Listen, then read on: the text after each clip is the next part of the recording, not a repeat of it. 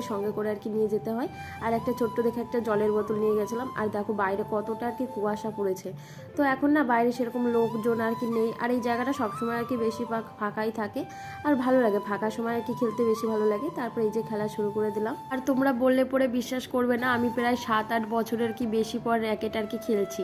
যখন আর কি আমরা ভাই বোনরা ছোটও ছিলাম, মানে এক জায়গায় যখন থাকতাম, তখন আর কি সবাই মিলে এই শীতের বিকালে আর কি খেলা করতাম। যেহেতু আমাদের বাড়ি বড় একটা উঠোন ছিল, এখন অবশ্য উঠোনটা ছোট হয়ে গেছে। আগে না বড় উঠোনটা আমাদের খুব বড়ই ছিল। 5 ভাই বোন মিলে আর কি খেলতাম, ভালো লাগতো।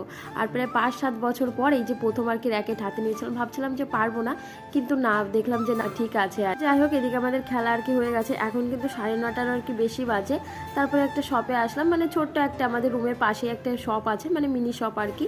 তো সেইখান থেকে আর কি টুকটাক কিছু কেনাকাটা করলাম। টুকটাক বলতে ঘরে দেখলাম যে ধূপকাঠি নেই, তারপরে একটা ফুলও আর কি কিনে নিলাম। তো যাই হোক, আজকের মতন ভিডিওটা এই পর্যন্তই।